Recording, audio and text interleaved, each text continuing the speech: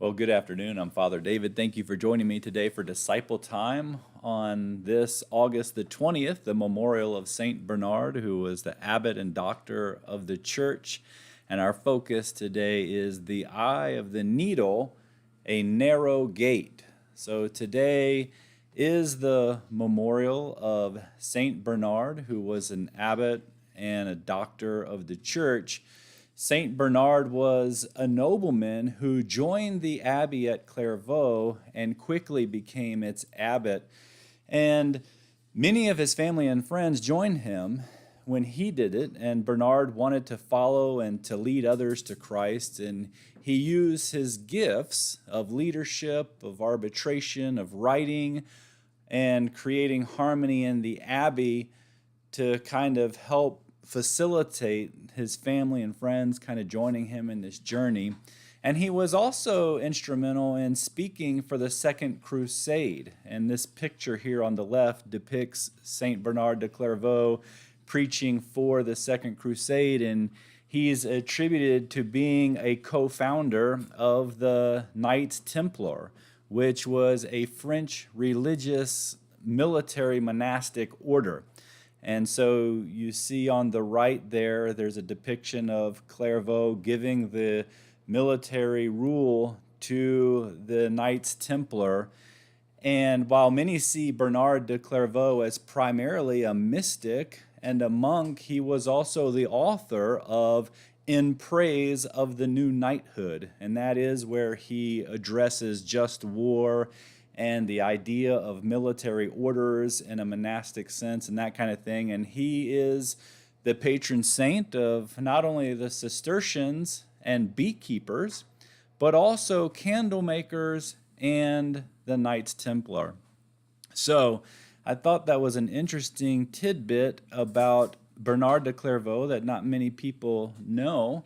But I want to switch gears a bit, and because we have this wonderful reading in the gospel today that most people have heard, but maybe they don't understand it quite well. So in Matthew chapter 19, verses 24 through 25, we read this: "Again, I tell you, it is easier for a camel to go through the eye of a needle than for a rich person to enter the kingdom of God."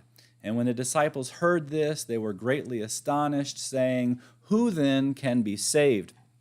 And what most people don't realize is that to pass a camel through the eye of a needle in Jesus' day was not as impossible as it might seem to us today.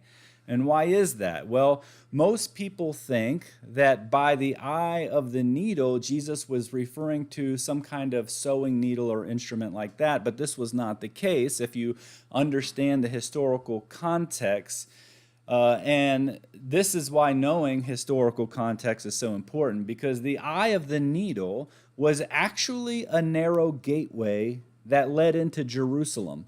And it's depicted here in this picture. And since camels that were heavily loaded with goods and with riders were unable to pass, they would need to be unloaded and divested of all these materials and all of these saddles and bags. The camels would need to be unburdened in order to pass through the narrow gate, the eye of the needle gate.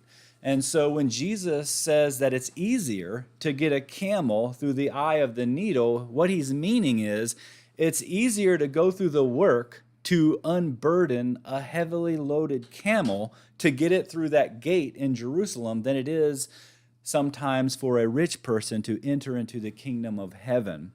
Now, why is that? I'm glad you asked, right? So because the rich person would need to basically unburden himself from the cares of his riches. So that means he would need to stop focusing all of his attention and his time on the making of money, on gaining of profits, regardless of how it affected people. And we all know those corporations that, do horrible things in looking for profit, right? And they would have to start elevating compassion and love and forgiveness and putting mercy and love first, because the thing is, if you love money more than people, you're never going to act on behalf of compassion. You'll get these things like factories overseas where kids are chained to floors, right? You'll always choose to tend to your money and the property and all the material assets you own. And that being said, I just want to say I know some wealthy people who do a great job, actually, of elevating their compassion and their love and faith, hope, and charity above the accumulation of their riches, and they're still wealthy. But in the case of the rich man and Christ, we see that the rich man in that parable, he couldn't let go of his money to follow Christ. So that's an important thing that Jesus is saying. Like, you have to unburden yourself of the focus and time and attention that all these riches take when they totally grab the totality of your being, right? And this is something the mystic writing, right, of Bernard de Clairvaux went into. This need to enter into prayer, to meditate in silence, and engage our focus, our time and attention into spiritual matters that would lead us into that union with God, lead us into the kingdom. And that leads us towards compassion and mercy rather than kind of this everyone fend for themselves to get their wealth mentality, right?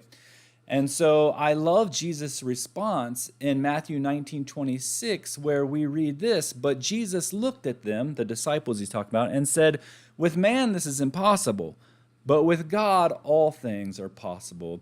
And what I like about this verse is it highlights the agency of God. So while it might be impossible for us to totally unburden ourselves, to experience this union and this coming into the kingdom of God, with God, that transformation and that happening is not impossible. So God can be the agency that creates that and makes it possible, but we still have something to do on our behalf, right? So what's the application for the journey? I think it's this. How might we need to unburden ourselves, or how might our focus and attention need to shift to enable us to enter the kingdom of God?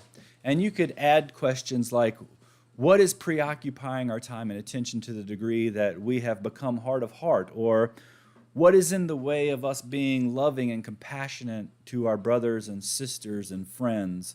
And that's really the question we're asking this morning, because at the end of the day, it's coming into the kingdom and opening ourselves up to the love and mercy and union of God that is going to bring about a wonderful transformation.